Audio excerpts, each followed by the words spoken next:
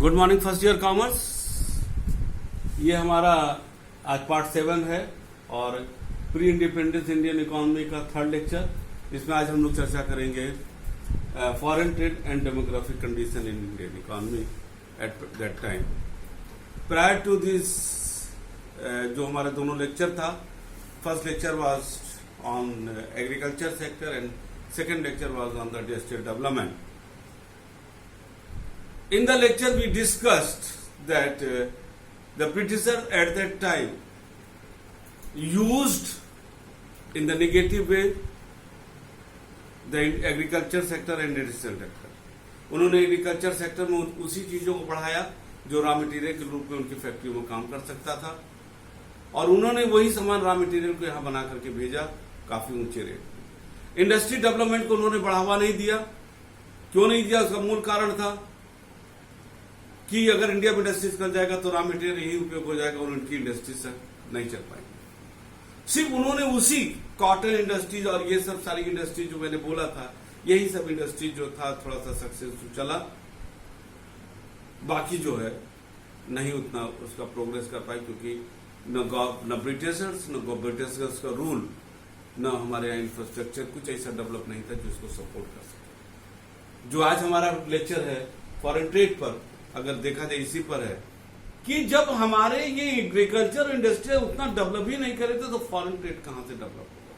जबकि British rule के पहले अगर आप इतिहास उठा के बेटा देखो तो इंडिया को सोने की चिड़िया बोला जाता था, और इसी का शायद परिणाम था कि सबसे ज्यादा विश्व में जो आक्रमण भारत पर ही हुआ है, क्योंकि सिर्फ यहाँ पर लोग यहाँ के संसाधन रिसोर्सेज को एक्सप्लॉइट ही करने आते थे और ले जाते थे. चाहे कोई हो, वो भारत की तरफ उसका टारगेट है. आज भी हमारी अब तो इंडियन इकोनॉमी मजबूत है.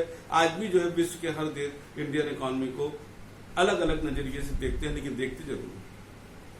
तो अब वहां पर उस समय भी यही था. लेकिन इंग्लैंड के पहले जो है भारत से एक्सपोर्ट इंपोर्ट, अगर आप चाणक्य के समय का और पुराने राजाओं महाराजाओं के समय का, चंद्रगुप्त मौर्य है, ये सब समुद्रगुप्त है, इनके समय का अगर आप इतिहास उठा कर देखो तो इंडिया से एक्सपोर्ट इंपोर्ट तो बहुत होता था.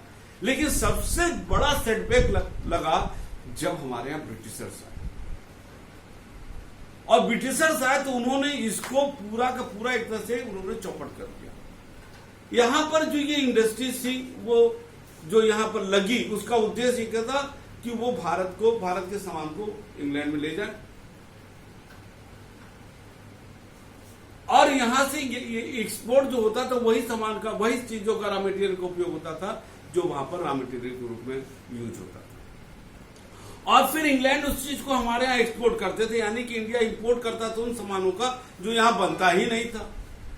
अब जब बनता नहीं था तो हम एक्सपोर्ट करते थे, इंपोर्ट करते थे. वो हमारा इससे जो है देश अजीबो गरीब स्थिति की बात है. हमारे उस समय फॉरेन ट्रेड का जो एक फैक्ट बताएंगे, भारत का जो फॉरेन ट्रेड था वो मूलतः 50% सिर्फ इंग्लैंड तक सीमित रह गया था. 50%, more than 50%, and apart from the 50% उसमें चाइना, श्रीलंका और ईरान होने लगा. लेकिन जब स्वेज नहर बना मिस्र के पास, स्वेज नहर जब बना तब जाकर के स्वेज नहर एक आर्टिफिशियल जो है क्या करते हैं जो नहर बनाया गया, जलमार्ग बनाया गया समुद्र में मिस्र के पास. वहां पर वो आज भी जो है उसका बड़ा महत्व है. 1809 में इसका जो है क्या कहते हैं निर्माण हुआ, और जिसके बाद जो ट्रांसपोर्टेशन था थ्रू सी वो काफी कम हो गया, क्योंकि रूट थोड़ा सा बहुत ज्यादा रूट बचा इंडिया आने के लिए, और जिसकी वजह से हमारे यहाँ जो लागतें थी वो कम हुई. तब जाकर के हुआ कि तो विदेशी लोग भी हमारे यहाँ ये स्वेज नहर के जरिए इंडिया में आने लगे और यहाँ से माल खरीदने लगे. नहीं तो स्वेज नहर के निर्माण के पहले यहां तो इंडिया में कोई आता ही नहीं था, ड्यू टू दिस रीजन कि यहां पर जो है ट्रांसपोर्टेशन कॉस्ट थ्रू सी जो है काफी कॉस्टली पड़ता था उसका. ठीक है ना. तो उस समय जो है भारत का जो एक्सपोर्ट इंपोर्ट था उसका जो सबसे बड़ा एक तरह से कहा जाए, हम लोग इंपोर्ट ज्यादा करते थे और एक्सपोर्ट कम. तो हमारा एक तरह से ट्रेड ऑफ बैलेंस जो था, बैलेंस ऑफ ट्रेड वो निगेटिव ज्यादा रहता था. ठीक है ना. और जिसका परिणाम होता था कि भारत जो है इकोनॉमी रूप से भारत बहुत कमजोर रहता था. ठीक है. भारत में जो है ज्यादातर जो सामाने थे, जो इंटरनल मार्केट में जैसे जो बड़ी मुश्किल से जो सामान उपलब्ध हो पाती थी, वही सामान जो है हम लोग क्या करते थे कि सेंटेंस बोलेंगे हिंदी में है, देश की आंतरिक बाजारों में अनाज, कपड़ा, मिट्टी का तेल जैसे अनेक आवश्यक वस्तुएं मुश्किल से उपलब्ध हो पाती थी। These are the necessity goods, वो बड़ी मुश्किल से हो पाता था। और क्योंकि यहाँ पर जो है ज्यादातर और ये जो सारे सामान है बनते ही नहीं थे, मंगाना पड़ता था, और जिसका परिणाम होता था कि भारत अर्थव्यवस्था कमजोर है। आगे चलते हैं डेमोग्राफिक कंडीशन। डेमोग्राफिक का मतलब होता है जो भारत में पॉपुलेशन का जो एक रेशियो था, स्त्री पुरुष कितने थे, गांव में कितने लोग थे, शहर में कितने लोग थे। भारत में जो आप लोगों को मालूम होगा कि हमारे पॉपुलेशन जो है हर साल हर 10 वर्ष में कैलकुलेट होता है, गणना की जाती है। अब इस समय हर 10 वर्ष, अब इस समय जो है 2021 में पॉपुलेशन का होगा। पहला जो पॉपुलेशन सेंसस जिसको कहते हैं इंग्लिश में, वह आता 1881 में, नोट कर लेना, 1881 में जो सबसे पहला जो जनगणना जो सेंसस हुआ था उसमें हुआ था, ठीक है ना। और इस पीरियड को 1881 और तो हम दो पीरियड में बांटेंगे, एक 1881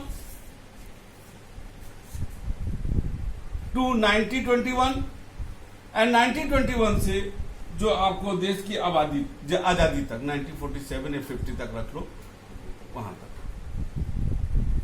ये दो पीरियड में, पहला और ये दूसरा पीरियड।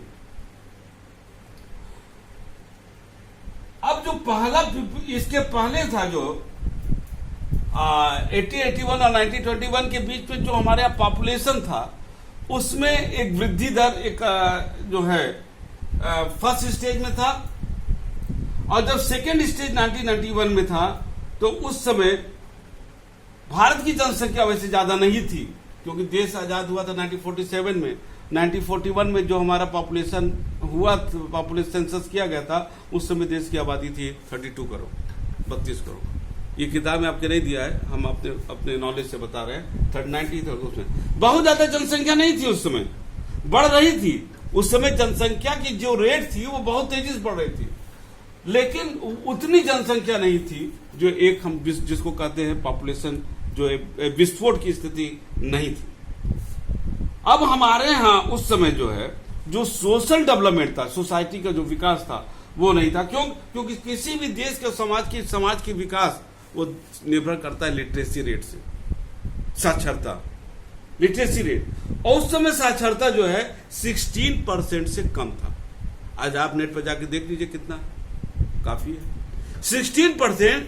और इवन स्त्रियों में जो पॉपुलेशन लिटरेसी रेट था वो 7% था। अब समझ लो कि 93% स्त्रियां उस समय अनपढ़ थी, और पुरुषों में भी 16% ओवरऑल था। अगर हम एवरेज निकाले तो 20 के करीब आएगा, 22 के करीब आएगा उसमें पुरुषों में साक्षरता, यानी कि 78% करीब पुरुष हमारे अशिक्षित थे। ये कहां का विकास है? क्योंकि शिक्षा एक वो विकास का प्रथम स्टेज होता है जिस पर पूरी, चाहे एग्रीकल्चर हो, चाहे इंडस्ट्रियल हो, चाहे कोई सेक्टर हो, वो उस पर पूरी तरह डिपेंड करता है। कहते हैं कि अगर लॉन्ग टर्म में विकास चाहते हो तो शिक्षा पर इन्वेस्ट करो। और देखते भी हो आप लोग कि आप लोगों के लिए आपके मम्मी पापा आपको पढ़ाने के लिए कितना परेशान होते हैं, क्योंकि वो परिवार का और समाज का और देश का एक विकास का सबसे बड़ा स्टेज होता है। और हमारे यहां जो है जो बर्थ रेट था वो हाई था, सबसे बड़ा चीज। जो हमारे यहां जो डेथ रेट था वो भी हाई था, मरते थे। क्यों? क्योंकि स्वास्थ्य की अच्छी सुविधाएं नहीं थी, मरते थे बहुत ज्यादा। क्यों? छोटी सी बीमारी हुआ।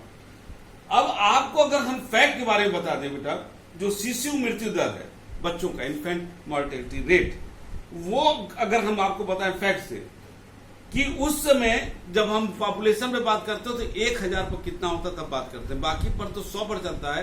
पॉपुलेशन के संदर्भ में याद रखना 1000 पर कितना रहेगा, हम उसकी बात करते हैं। उस समय जो बच्चों का इन्फेंट मॉर्टेलिटी रेट था वो 33 था आउट ऑफ 1000। जबकि इस समय, ठीक है ना, हमारे देश में 33 प्रति हजार था। सॉरी, हम उल्टा बोल गए, आज 33 है पर 1000, जबकि उस समय 218, हम उल्टा फिगर बोल गए, उस समय 218 था 1000 पर, और आज 33 है। अब कंपेयर कर लो मृत्यु दर कितना था। क्यों?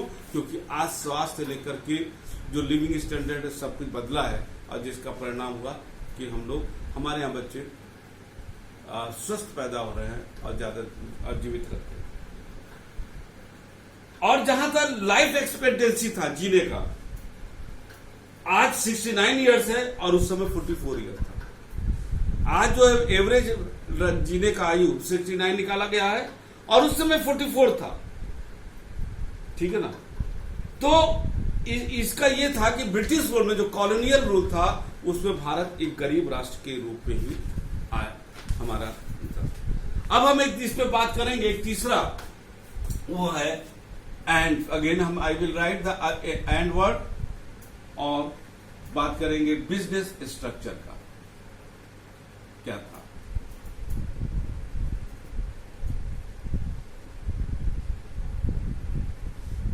बिजनेस स्ट्रक्चर में बात करें, भारत की जो है बाद में धीरे धीरे जो हमने बताया था 85% था, बाद में जो है 70-75% पॉपुलेशन एग्रीकल्चर में आया। कंस्ट्रक्शन क्षेत्र में और सर्विस सेक्टर में, कंस्ट्रक्शन सेक्टर में 10%, सर्विस सेक्टर में 15 से 20% हमारा पॉपुलेशन को रोजगार मिल रहा है। अगर हम 70% ले ले एग्रीकल्चर सेक्टर में, 85 था, लेकिन बाद में जो सुधार हुआ 70% एग्रीकल्चर सेक्टर में और 10% जो है कंस्ट्रक्शन सेक्टर में, कितना 80%, और 20% हो गया आपका करीब करीब सर्विस सेक्टर में, अब तो हो गया 100%। अब और ये जो था, ये हमारे यहां उस समय रोजगार का एक डिस्पर्सन था। जो रीजनल इम्बैलेंसेस था वहां पर बहुत ज्यादा था, एक क्षेत्र विकास कर रहे और ज्यादातर क्षेत्र विकास नहीं कर रहे हैं, ठीक है ना। अब जो हमारे यहां, जैसे बंगाल में प्रेसिडेंसी की बात की, उसी तरह मद्रास प्रेसिडेंसी में जो आज के तमिलनाडु, आंध्र प्रदेश, कर्नाटक और केरल प्रांत थे, वहां पर जो है इंडस्ट्रियल डेवलपमेंट हो रहा था, तो एग्रीकल्चर सेक्टर पर डिपेंडेंसी कम होती चली जा रही थी, और वहां के लोग जो है सर्विस सेक्टर और कंस्ट्रक्शन सेक्टर में ज्यादा जाने लगे थे, ठीक है ना। लेकिन उसी समय हमारे यहाँ पंजाब में, राजस्थान, उड़ीसा में लोग जो है, जो एग्रीकल्चर पर जो लेबर जो रेशियो था वो बढ़ने लगा, लेबर वहां पर ज्यादा इन्वॉल्व होने लगे, कृषि क्षेत्र में ज्यादा जाने लगे। ये था आपका एक जो कैसे हमारा रोजगार और इसका था, इसको मैंने बताया। आगे के क्लास एक कंक्लूडिंग क्लास होगा, जिसमें जो है हम इंफ्रास्ट्रक्चर के बारे में, और एक कंक्लूडिंग लेक्चर होगा हमारा, उसके बारे में बताएंगे। और तब तक के लिए हमारा गुड बाय, थैंक यू।